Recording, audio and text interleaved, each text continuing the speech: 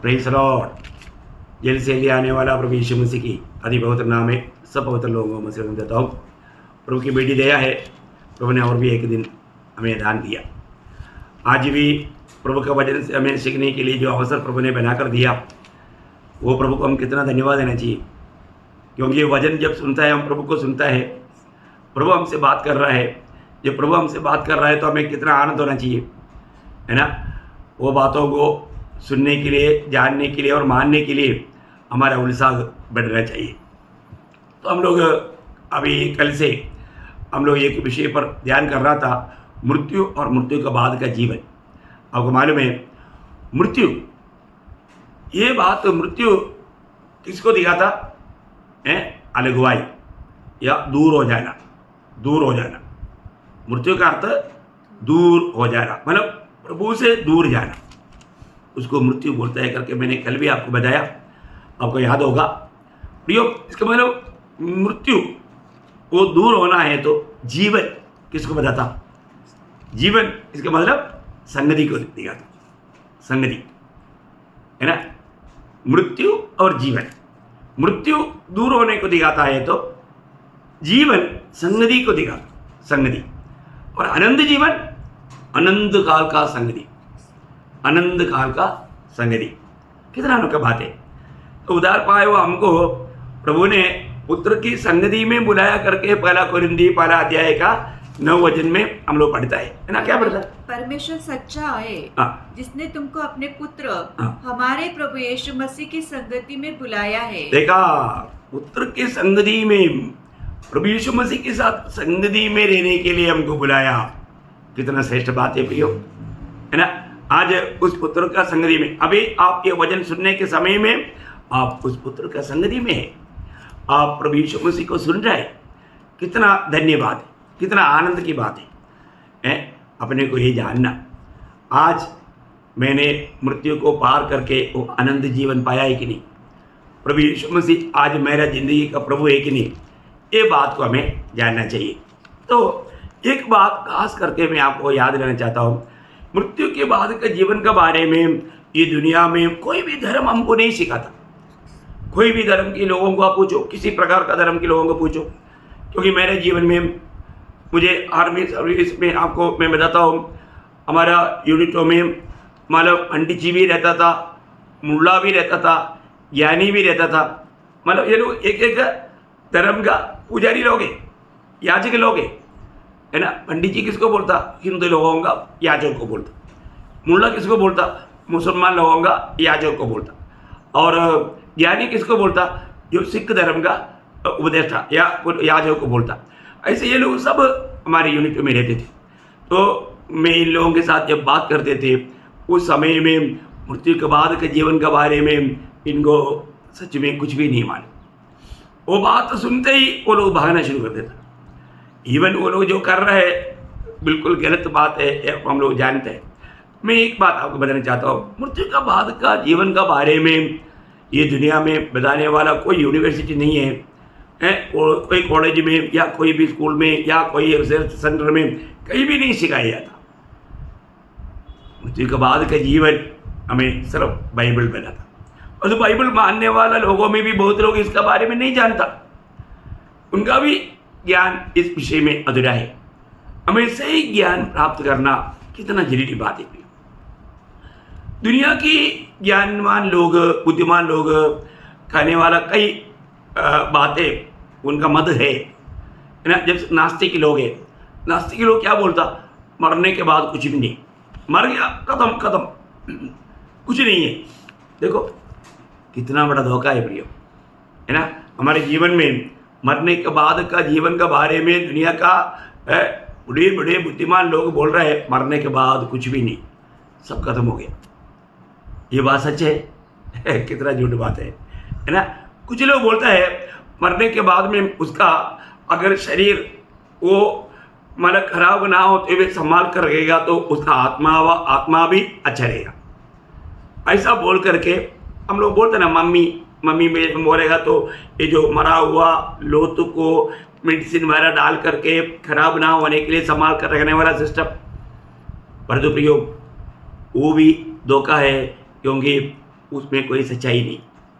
और तीसरा मान लो एक कहना यह है कि मान लो मरने के बाद में वो आत्मा दूसरी जीवियों के अंदर चला जाता, दूसरे जीवियों में, दूसरा मनुष्यों में, नहीं तो और प्राणियों में, जानवरों में, मर पक्षियों में, ऐसा ये सब हमारे चारों तरफ रहने वाले लोगों का कहने वाला बात है, क्योंकि उनको ये सच्चाई का ज्ञान नहीं।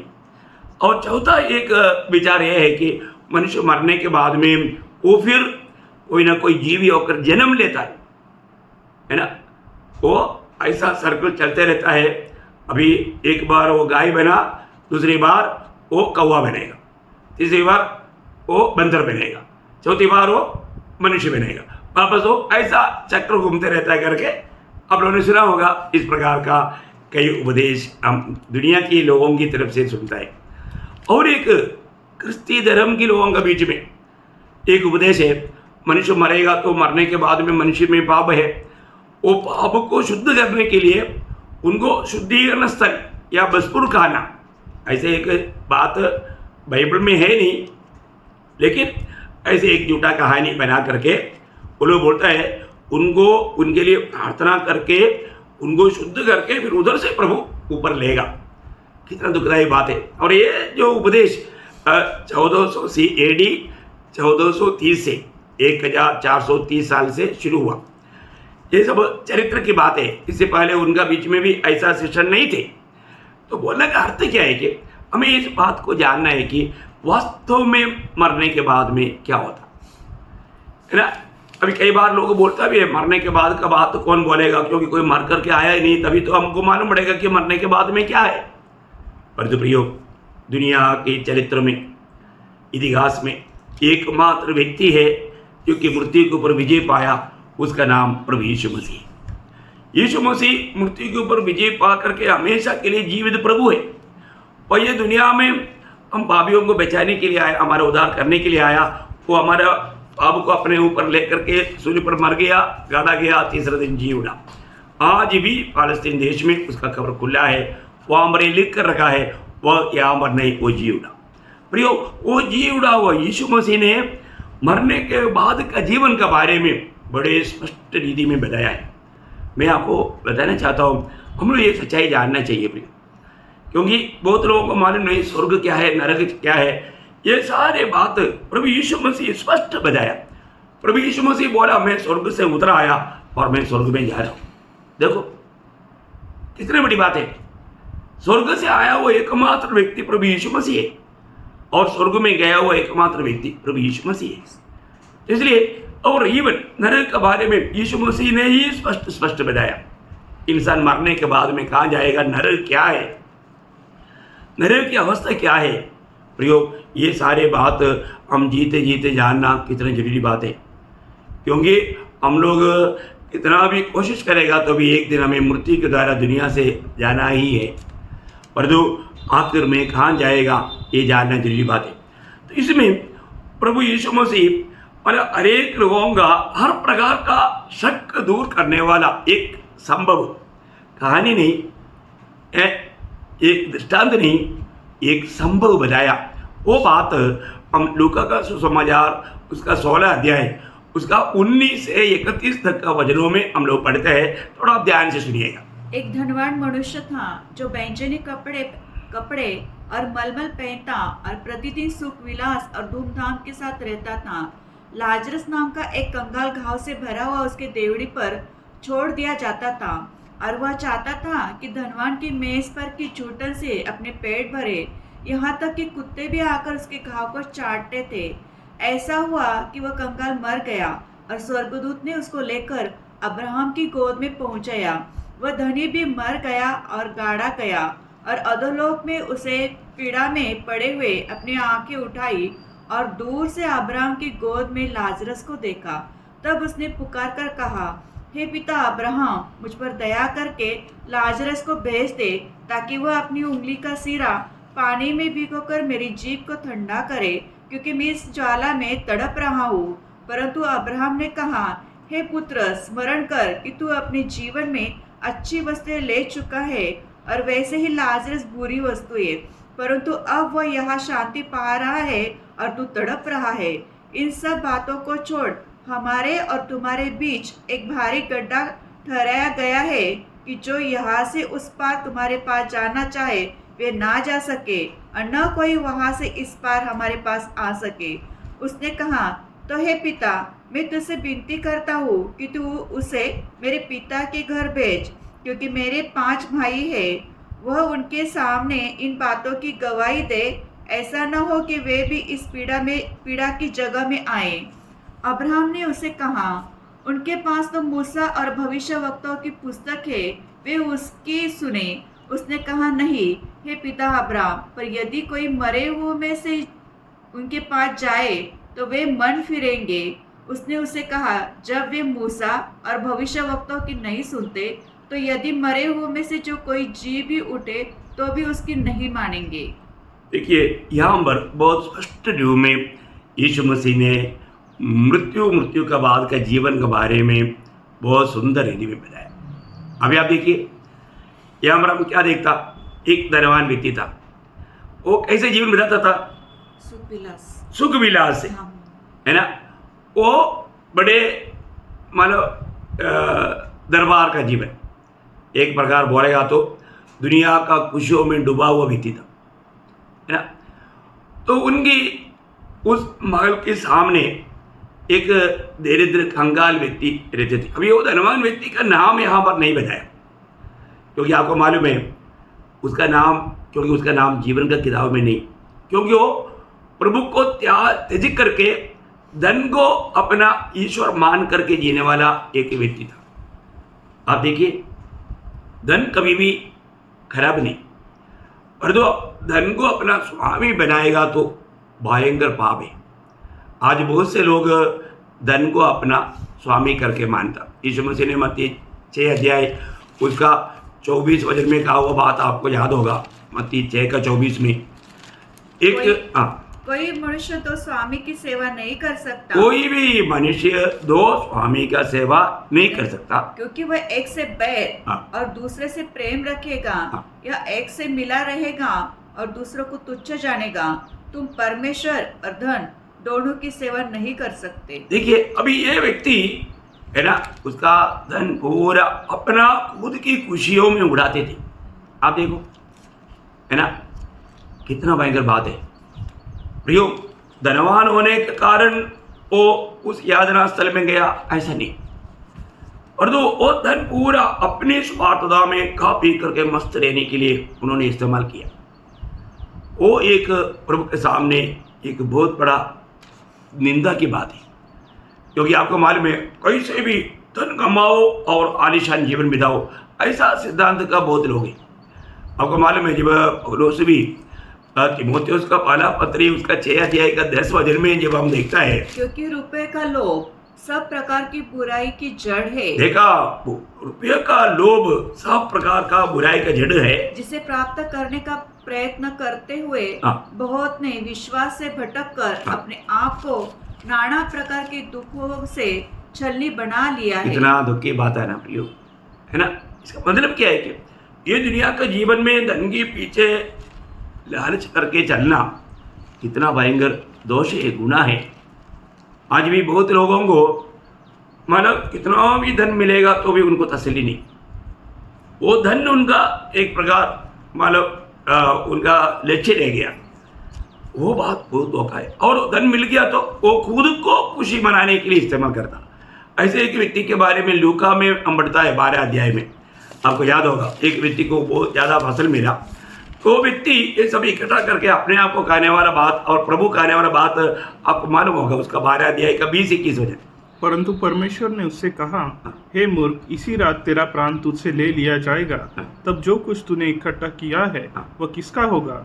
ऐसा ही वो मनुष्य भी है जो अपने लिए धन बटोरता है, परंतु परमेश्वर की दृष्टि में धनी नहीं। ओह, कितना भयंकर एक बात है ना। वो व्यक्ति अपने आप को कहता है, खाओ पियो ऐश करो, बहुत दिनों के लिए मैंने इकट्ठा किया। देखो, लोग धन इकट्ठा करके वो खुद की खुशी में उड़ाते हुए मानव आनंद मनाना चाहता। प्रभु उसको बोलता है, ए मूर्ख। देखो है प्रियो, धन के पीछे जाना, धन कमाना कोई मानव दोष नहीं या पाप नहीं, और जो धन को अपना स्वामी मान करके धन ही मेरा सब कुछ है, उसके पीछे आज कई लोगों को संगति के लिए भी समय नहीं, धन के पीछे भाग रहा है, उनको प्रभु यही बात बोलेगा, है ना, ये मूर्ख। प्रियो, आज हमारे जीवन का लक्ष्य क्या है? यीशु मसीह को प्राप्त करना है या दुनिया का धन को प्राप्त करना है? जीवन में ये बात को हर एक उदार पाए हुआ पवित्र लोग परखना चाहिए। अभी ये धनवान व्यक्ति यहाँ पर मतलब उसका नाम इसलिए नहीं दिया, शायद आज भी उनका करके लोग जी रहा है, उनका पीढ़ी, इसलिए कहीं बदनाम ना हो। तो यहाँ पर ये बात को जानना है, मतलब वो धनवान व्यक्ति ने ये नहीं सोचा मरने के बाद में भी एक जीवन है, मुझे उसका तैयारी करना चाहिए। उन्होंने वो बात को नहीं सोचा, उन्होंने खूब खा पी करके मस्त रहा। लेकिन हम देखते हैं कि वो लाजर, वो धनवान की मेज में से गिरने वाला, वो जो कचरा में डालने वाला, उसमें से मिलने वाला भोजन खा करके वो जीवन बिताते थे। उसके शरीर में पूरा कोट थे, उसको थोड़ा भी कुछ मदद के लिए कोई नहीं, सिर्फ कुत्ता आकर के वो चाटता था। लेकिन हम क्या देखता है, एक दिन वो लाजर मर गया। ये धनवान ने अपना कर्तव्य कभी भी याद नहीं किया। मुझे जीते जीते दरिद्रों के ऊपर, कंगाल के ऊपर मेरा कुछ कर्तव्य है करके उन्होंने नहीं जाना, उसको अमल नहीं किया। धनवान व्यक्ति वो धन होने के कारण वो यातना स्थल में गया, ऐसे नहीं, उन्होंने अपना कर्तव्य भूल करके जीवन बिताया, इसलिए वहां पर गया। प्रभु ने इस्राएल को जब व्यवस्था दिया, क्लियर व्यवस्था दिया था, है ना, जब अनुवाद उसका 15 अध्याय उसका 10-11 वचन पढ़ना, व्यवस्था विवरण उसका 15 अध्याय का 10-11 वचन। तो उनको अवश्य देना और उसे देते समय तेरे मन को पूरा न लगे, क्योंकि इसी बात के कारण तेरा परमेश्वर यहोवा तेरे सब कामों में जिसमें तू अपना हाथ लगाएगा तुझे आशीष देगा। तेरे देश में दरिद्री तो सदा पाए जाएंगे, इसलिए मैं तुझे यह आज्ञा देता हूँ कि तू अपने देश में अपने दीन दरिद्री भाइयों को अपना हाथ ढीला करके अवश्य दान देना। हाँ, देखा, बोलने का मतलब तुम दुखी होकर के नहीं देना, सच में बड़ी खुशी से देना। प्रभु ने आज्ञा दिया, वो बात लेवी व्यवस्था में भी है, बहुत बातें हैं, लेकिन मैं एक वचन पढ़ना चाहता हूँ, उसका 19 अध्याय का 9-10 वचन। लेवी उसका 19 अध्याय का 9-10। फिर जब तुम अपने देश के खेत काटो, तब अपने खेत के कोनों कोनों तक पूरा न काटना, और काटे हुए खेत की गिरी पड़ी बालों को न चुनना, और अपनी दाख की बारी का दाना दाना न तोड़ लेना, और अपनी दाख की बारी के जड़े हुए अंगूरों को न बटोरना।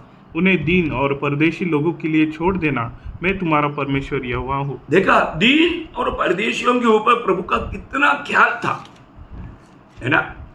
ऋतु की किताब में भी हम इस बात को देखते हैं, लेकिन मैं अभी उधर नहीं जाता क्योंकि बहुत लंबा हो जाएगा, आपको मालूम है। तो हमारे जीवन में ये क्लियर व्यवस्था प्रभु ने दिया हुआ था। भजन संगीता में भी एक सुंदर वर्णन है ना, जब 72 भजन संगीता का 12 से 14 तक का वचनों में, 72 भजन संगीता 12 से 14। क्योंकि वह दुहाई देने वाले दरिद्री का और दुखी और असहाय मनुष्य का उद्धार करेगा, वह कंगाल और दरिद्री पर तरस खाएगा। देखो, प्रभु हमेशा कंगाल और दरिद्र पर तरस खाता है। प्रियो, बहुत बड़ी बात है हमारे जीवन में। ये बात को बताने के समय में, पढ़ाने के टाइम पर मुझे बहुत बात याद आता है, दृष्टांत रूप में या कई लोगों का अनुभव का बात है। अब अभी समय कम होने के कारण नहीं बोलेंगे, आगे पढ़ना। और दरिद्र के प्राणों को बचाएगा, वो उनके प्राणों को अंधेर और उपद्रव से छुड़ा लेगा, और उनका लहू उनकी दृष्टि में अनमोल ठहरेगा। वो जीवित रहेगा और शेबा के सोने में से उनको दिया जाएगा, लोग उसके लिए नित्य प्रार्थना करेंगे। बस अपने बोलने का अर्थ, प्रभु को दरिद्रों का बहुत बड़ा ख्याल है ना। नीति वचन उसका 3 अध्याय उसका 27 वचन। जिनका भला करना चाहिए, यदि तुझमें शक्ति रहे तो उनका भला करने से न रुकना। हाँ, मतलब जब हमें भलाई करने के लिए सामर्थ्य है तो हमें उनके लिए करना चाहिए। आपको मालूम है याकूब 4 अध्याय का 17 वचन में हम पढ़ता है, भला करना जानते हुए नहीं करता है तो वो पाप करता है, वो पाप है ना। तो यीशु मसीह ने एक बात मत्ती 25 अध्याय में कहा था, आपको याद है, जब हम दरिद्र को करता है तो देता है तो किसको देता? प्रभु को, है ना। 25 अध्याय का उसका 40 वचन पढ़ता। तब राजा उन्हें उत्तर देगा, हाँ। मैं तुमसे सच कहता हूँ कि तुमने जो मेरे इन छोटे से छोटे भाइयों में से किसी एक के साथ किया, हाँ। वह मेरे ही साथ किया। हाँ प्रियो, आप जब दरिद्रों के साथ जब करता है वो प्रभु के साथ करता है, प्रभु उस रीति में गिनता है प्रियो, है ना। उसका 45। तब वो उन्हें उत्तर देगा, हाँ। मैं तुमसे सच कहता हूँ कि तुमने जो इन छोटे से छोटे में से किसी एक के साथ नहीं किया, वो मेरे भी साथ नहीं किया। देखा, इसका बड़ा अवसर है ना प्रियो, है। हमें दरिद्रों का ख्याल करना चाहिए, उनको जरूर मदद करना चाहिए, है ना। उनका सेवा करना चाहिए, क्योंकि वो सेवा प्रभु के साथ जो करता है उस सेवा का प्रकार प्रभु गिनता है। बहुत बातें है। तो यहाँ पर ये धनवान व्यक्ति कभी नहीं सोचा था कि मैं मरेगा। प्रियो, मरने से पहले ये बात को जानना, है ना। दावीद एक बार 89 भजन संगीता का 48 भजन में दावीद का आने वाला एक शब्द बहुत अद्भुत है। दावीद, कौन पुरुष सदा अमर रहेगा? हाँ। क्या कोई अपने प्राण को अधोलोक से बचा सकता है? देखा, मरने के बाद में अधोलोक में जाने से कोई बचा सकता है अपने आप को? नहीं बचा सकता, है ना। प्रभु ही हमको बचा सकता। उसका 83 का 13 वचन पढ़ना, 86 का 13। क्योंकि तेरी करुणा मेरे ऊपर बड़ी है, और तूने मुझको अधोलोक की तह में से जाने से बचा लिया। दावीद बोलता है, मुझको बचा लिया। आप बच गए कि नहीं देखो, आपका उद्धार हुआ है कि नहीं देखो, आपने नया जन्म पाया है कि नहीं देखो। दावीद हिम्मत से बोला, प्रभु ने मुझको बचा लिया। आप जीते जीते बात का गवाही देना प्रियो, आपको भी ये उद्धार का अनुभव होना चाहिए। पर ये धनवान इस बात में चिंता नहीं किया। आप देखो, जब वो लाजर मर गया तो वहां पर क्या हुआ? स्वर्गदूतों ने उनको अब्राहम की गोद में पहुंचाया। आप देखिए, एक वक्त मरता है तो आपको मालूम है, तो यीशु मसीह जब दुनिया में सेवा किया तो यीशु मसीह के लिए कौन आया उस परीक्षा का दिनों में? परिसल का ना, मरकोस 1 अध्याय का 13 वचन में हम लोग देखते हैं कि जब यीशु मसीह जब दुनिया में आया और वो हमारा परीक्षा होने के बाद में 40 दिन के बाद और स्वर्गदूत उसकी सेवा करते रहे। देखा, स्वर्गदूत उसकी सेवा करते रहे। प्रियो, प्रभु का भक्तों के लिए स्वर्गदूत सेवा में लेगा है करके इब्रानियों 1 अध्याय 14 वचन में भी लिखा है ना। क्या वे सब सेवा टहल करने वाली आत्माएं नहीं जो उद्धार पाने वालों के लिए सेवा करने को भेजी जाती है? देखा प्रियो, ये बहुत बड़ी बात है। हरेक उद्धार पाए हुए लोगों के साथ प्रभु का दूध लोगे, वो सेवा में लेगा रहता। जब हम मरेगा, प्रभु का स्वर्गदूत हमको, आज अब्राहम का गोद बोलने वाला, अब्राहम का गोद बोलने का अर्थ क्या है? विश्राम का स्थान, आराम का जगह। वो परदीसा का एक दूसरा पर्याय पद है। बहुत बड़ी बात है। आज हम मरेगा तो सीधा डायरेक्ट स्वर्गीय परदीसा में जाएगा। आज हम मिट्टी के अंदर का वो परदीसा में नहीं जाएगा, उस पाताल में नहीं जाएगा, सीधा स्वर्ग में। वो बात आपको बाद में फिर आपको डिटेल से समझाऊंगा। तो बोलने का अर्थ प्रियो, हमको ये बात को जानना है, ये लाजर मर गया तो वो सीधा अब्राहम की गोद में पहुंच गया, परदीसा में पहुंच गया। परंतु आगे हम देखता है वो धनवान भी मर गया और गाड़ा गया। अयो, अभी लाजर की बात बोलने के टाइम मर गया बोलकर खत्म किया, उसको कोई गाड़ा नहीं। क्या हो गया?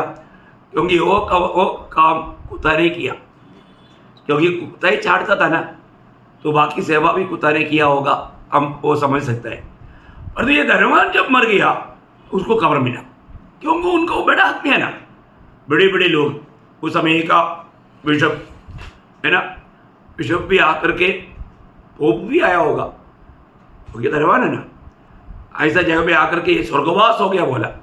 और तो धनवान मर गया तो कहाँ गया करके वचन में कहा लिखा? अधोलोक में। अधोलोक में, बाप रे, अधोलोक में, जहां पर पीड़ा यहाँ पर पीड़ा, देखो अभी तक कहाँ था, बहुत आलिशान जीवन बिता रहा था, सुख विलास में था, और तो अभी कहाँ पर आ गया, पीड़ा में। पीड़ा मरने के बाद में प्रियो दो ही जगह है, एक ही विश्राम का स्थान वो परदेसा, नहीं तो पीड़ा का स्थान उस आग में तड़पने वाला बात है। आप देखो प्रियो, इसको आप हल्का ना सोचो, मरने के बाद देखेंगे बोल करके दावा करके मत चलो। परमेश्वर का वचन में जो लिखा है सत्य लिखा है प्रियो, इसको डरते और कांपते हुए मानना ही आपके लिए अच्छा है। आप परखना। अब ये धनवान जब वो पीड़ा में तड़प रहा है तब उन्होंने ऊपर देखा, क्या देखा, अपनी आंखें उठाई और दूर से अब्राहम की गोद में लाजर को देखा। अभी दुनिया में इतना कष्ट में जीने वाला अभी वहां पर अभी काम रहे उस लाजर का गोद में, सुंदर स्वर्गीय अनुभव में, परंतु ये धनवान अभी पीड़ा में तड़प रहा है। अभी इसका बिंदी देखिए, अभी प्रार्थना शुरू हो गया।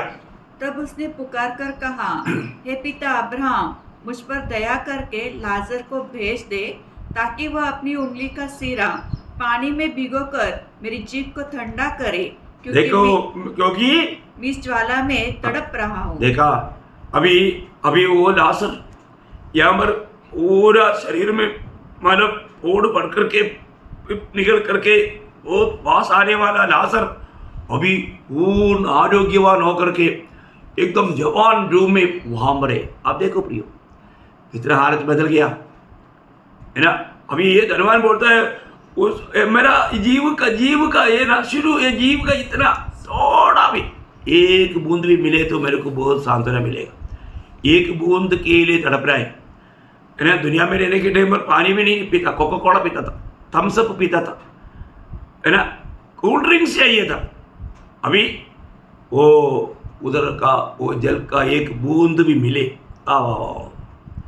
तब अब्राहम पिता ने क्या बोला। अभी देखो, अब्राहम पिता अब्राहम का ही संतान था। आप देखो है वो लाजर इतना तकलीफ में बिना कंप्लेंट का जीवन बिताया, क्योंकि लाजर पद का अर्थ क्या है, परमेश्वर उसका सहायक। इतनी कष्ट में, तकलीफ में, वेदना में परमेश्वर उसका सहायक था, इसलिए लाजर संतुष्ट था। अपना प्रेरित पौलुस भी फिलिप्पियों 4 अध्याय में बोलता ना, मैं हर अवस्था में संतुष्ट रहना सीखा है। प्रियो, आपको प्रभु साथ है तो ये अनुभव आपका भी जीवन में रहेगा। आप सोचिए, अभी यहाँ पर वो धनवान अभी अब्राहम पिता से विनती कर रहा है, लेकिन अब्राहम पिता ने क्या उत्तर दिया। परंतु अब्राहम ने कहा, हे पुत्र, स्मरण कर कि तू अपने जीवन में अच्छी वस्तुएं ले चुका है, और वैसे ही लाजरस बुरी वस्तुएं, परंतु अब वह यहाँ शांति पा रहा है और तू तड़प रहा है। इन सब बातों को छोड़, हमारे और तुम्हारे बीच एक भारी गड्ढा ठहराया गया है कि जो कोई यहाँ से उस पार तुम्हारे पास आना चाहे वे न जा सके, और न कोई वहाँ से इस पार हमारे पास आ सके। देखो प्रियो, यहाँ पर एक बहुत बड़ा सच्चाई प्रभु ने प्रकट किया। मरने के बाद में एक व्यक्ति के लिए हम कुछ भी नहीं कर सकता। आप देखो है, अभी ये धनवान व्यक्ति के लिए सारे लोग मिलकर के प्रार्थना करेगा तो भी उसको कुछ छुटकारा मिलेगा? कभी नहीं मिलेगा, कभी नहीं। वो उस यातना स्थल से कभी बच नहीं सकता। मरने के बाद में आज कितनी लोग पूजा पाठ करता है, प्रार्थना करते हैं, है ना, उसके लिए पादरियों को पैसा भी देता है। प्रियो, कितना पादरी प्रार्थना करो, लोग प्रार्थना करो, कुछ फायदा नहीं प्रियो, व्यर्थ बात है। अब ऐसा धोखे में मत पड़ो है। लोग आपको सच्चाई से आपको बहका रहा है, आप प्रभु का वचन के द्वारा ये सच्चाई जान लो। मरने के बाद अभी लाजर के लिए कोई प्रार्थना करने की जरूरत है क्या? नहीं है ना, वो तो ऑलरेडी सुख स्थान में है। अभी उससे क्या बड़ा सुख कहाँ पर मिलेगा है? उसके लिए कोई प्रार्थना करने की जरूरत नहीं, क्योंकि ऑलरेडी वो आनंद की सागर में है और उससे बड़ा कुछ आनंद है ही नहीं। और अगर धनवान व्यक्ति के लिए कितना भी प्रार्थना करेगा तो वो उधर से भिजक नहीं सकता। कितना दुख भरा बात है। आज कितने नामधारी लोग, क्रिस्ती लोग हैं, वो मरा हुआ लोगों के लिए, उनकी आत्मा का शांति के लिए प्रार्थना में है। प्रियो, जीते जीते हम प्रभु का वचन को मान करके पाप क्षमा पा करके जीवन बिताएगा तो दावीद ने बोला ना, प्रभु ने मुझे उस अधोलोकी के डर से बचा लिया। प्रभु का दया अभी भी आपके ऊपर है, आप उधार पालो, पाप क्षमा पालो। अभी ये धनवान, अभी देखो कंटिन्यूस प्रार्थना है। अभी दुनिया में रहकर प्रार्थना करता ही नहीं, प्रार्थना के लिए टाइम नहीं था, क्योंकि रोज पार्टी था, पार्टी का प्रबंध, उसमें वो आनंद खुशी मनाते रहा। और तो अभी उस यातना स्थल में जाने के बाद प्रार्थना ही प्रार्थना। लाजर नहीं भेज सकता तो ऐसे करो, ये लाजर को मेरा पिताजी के घर में भेजो, मेरा 5 भाई है। इसका मतलब यहाँ पर बहुत बातें हमें सीखने के लिए मिलता है प्रियो।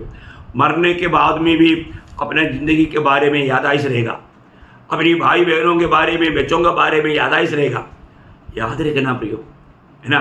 अभी वो उनका भाइयों के लिए विनती कर रहा है, तो अब्राहम पिता ने क्या उत्तर दिया? वहाँ पर मोशे और भविष्यवक्ताओं का किताब है, पुस्तक है।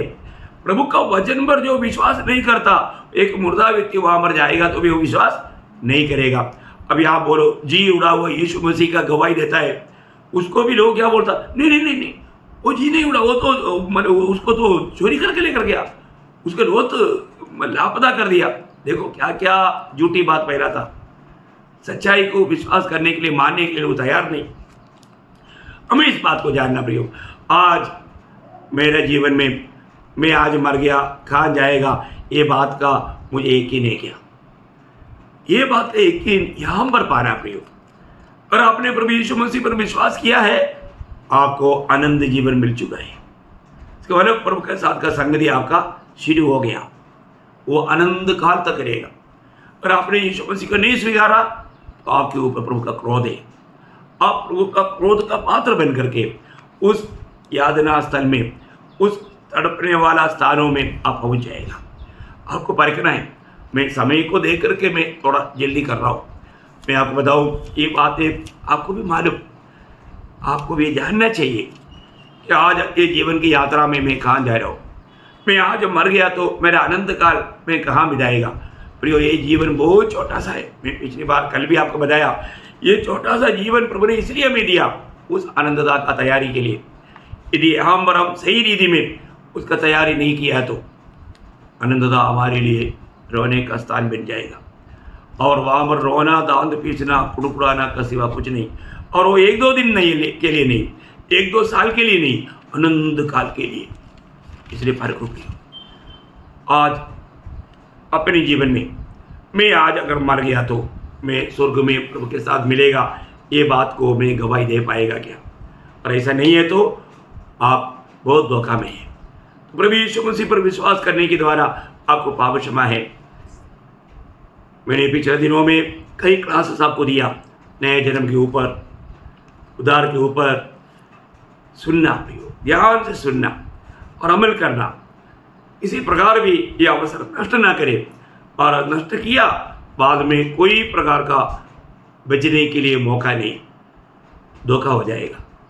इसलिए अनेक सुनने वाला लोगों से जिन्होंने अभी तक उद्धार नहीं पाया, नया जन्म नहीं पाया, पाप क्षमा नहीं पाया, मेरा नम्र विनती है, और प्रभु यीशु मसीह पर विश्वास करके प्रभु की आत्मा पाकर, प्रभु के जन बनकर, उस आनंददा का दर्शन में, उसकी तैयारी में जीवन बिताकर प्रभु का आगमन की बाट जोड़ने के लिए प्रभु आप सबको ये वचन के द्वारा सहायता करे। प्रभु को महिमा मिले। आमीन।